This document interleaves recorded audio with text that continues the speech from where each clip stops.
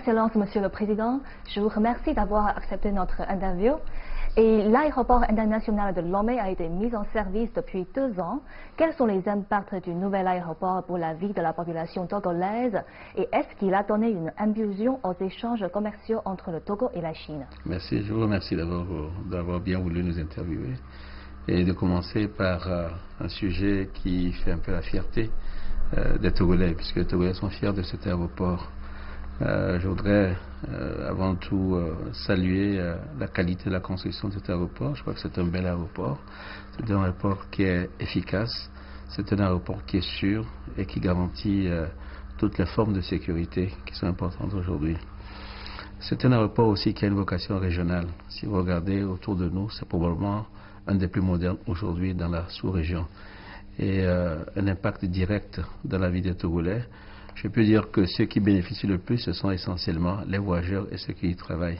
Est-ce que ça a donné une impulsion aux échanges entre la Chine et notre pays? Je peux dire que c'est quelque chose qui évolue beaucoup. Les échanges commerciaux entre la Chine et le Togo n'ont pas cessé de progresser et ils continueront. Mais si vous me demandez de savoir quand est-ce qu'il y aura une ligne entre Lomé et la Chine, je peux vous dire que dans quelques années, ça sera une réalité.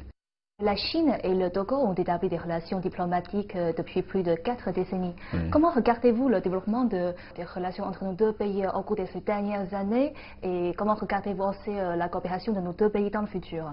Je peux dire que les relations entre la Chine et le Togo, vous avez dit, datent de 4 décennies. Il y a des choses, il y a des constantes qui ne changent pas. C'est la fidélité dans l'amitié, c'est la confiance réciproque et c'est une entente sur les grandes questions qui concernent ce monde. Ça n'a pas changé. Ce qui a changé, je peux dire que c'est pour le meilleur, notamment dans le domaine économique.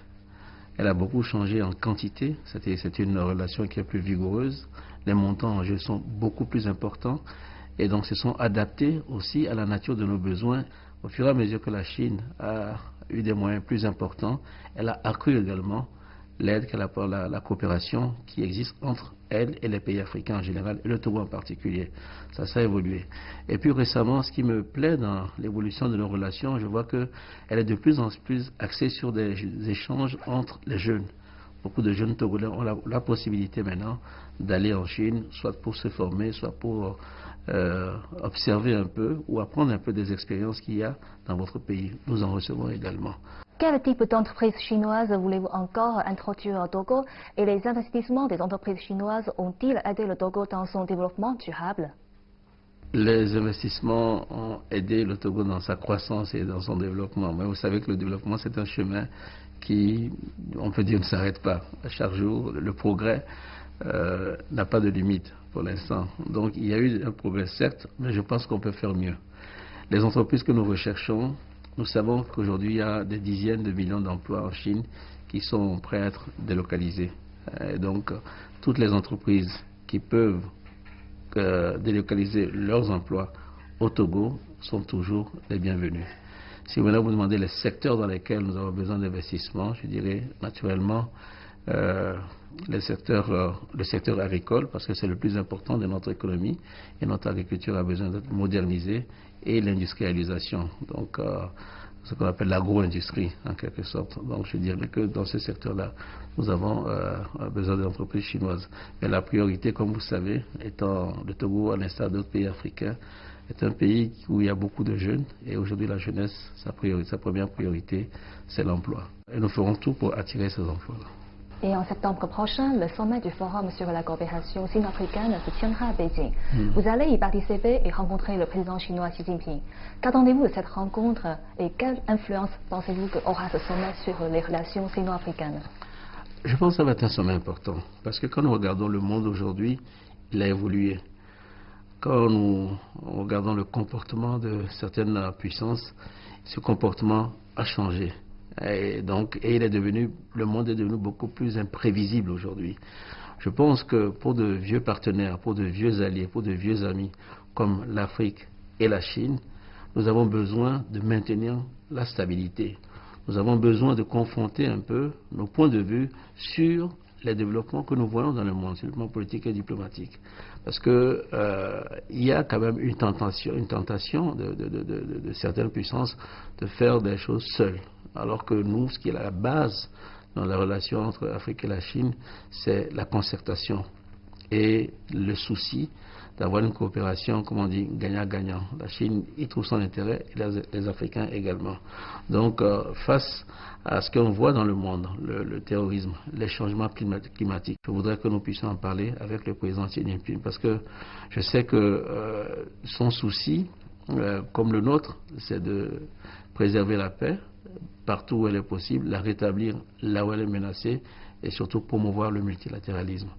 Donc ça, c'est sur le plan politique et diplomatique. Sur le plan économique, nous pensons que nous allons pouvoir parler du grand projet chinois que je salue. Là, c'est une ceinture, une route, et voir quelle place l'Afrique peut prendre dans ce projet qui est ambitieux, qui est généreux et, à mon avis, qui est révolutionnaire.